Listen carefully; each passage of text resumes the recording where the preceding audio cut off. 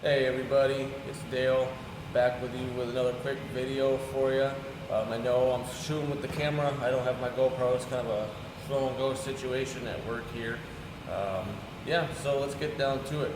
Battery replacement on a 2000 Jeep Grand Cherokee. This happens to be the limited with the 4.7 liter V8. We'll show you guys how to replace the battery. So we'll get right to it. And these are the tools that you need to replace the battery on your Jeep WJ Grand Cherokee. A nice long extension like this. This is a good like 1.5 feet, maybe 2 foot extension, 18 inches, I don't know. But you need a 10mm socket. That's that. The 3/8 ratchet. 13mm socket. And in some cases with the battery terminals, if they give you trouble trying to loosen or tighten, get yourself a pair of pliers. These are the tools that I used. Alright, so step number 1, open your hood.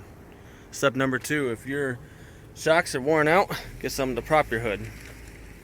Step number 3, 13mm socket and 3/8 ratchet. Go ahead and disconnect the terminals. Loosen up the terminals on the battery. Yeah, so loosen up the terminals on the negative side first and then the positive. Just go ahead and loosen them up. Wiggle them. But go ahead and do that. Loosen up the terminals, wiggle them out. Alright, so next step. Now that we got these terminals off of here, just kind of tuck them out of the way. Sometimes they give you a little bit of a fight. You see a lot of corrosion on this battery here. You gotta wiggle them, hit them a couple times, maybe break them free. Just pull them out of there.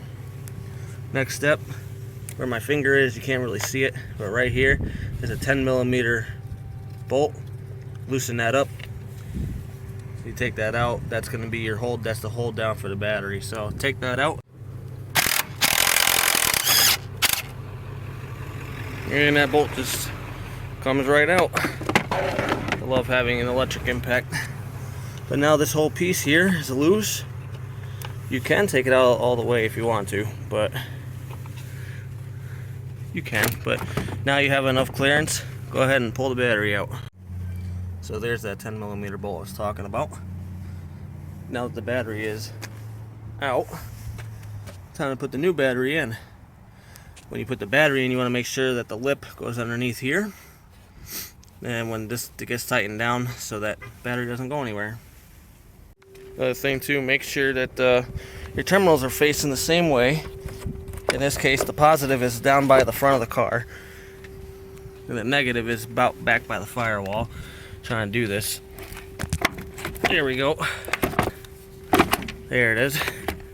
Now it's nice and seated down there. Your battery is seated in. Take your 10mm socket and extension.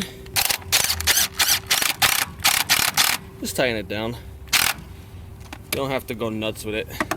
Just tighten it down nice and snug. Now the battery ain't going anywhere. Now your next step is to remove the caps. So remove your caps. Just remember that's positive, that's negative. When you're reattaching it, positive always first. This is a little bit of a pain doing with one hand because that negative wants to go in because it's all tied together. So positive first, and then negative. There you are.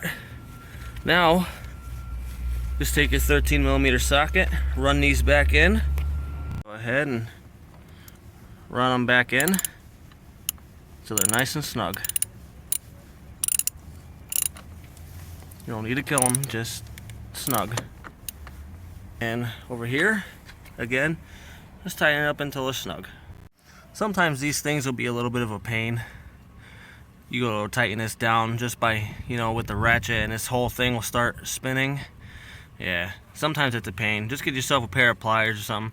Hold on to this end, use the ratchet on this end, screw it down nice.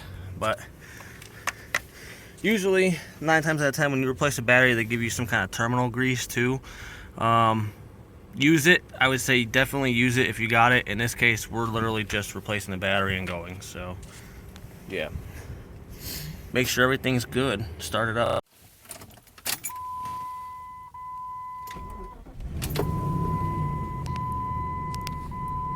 I'd say it's pretty successful.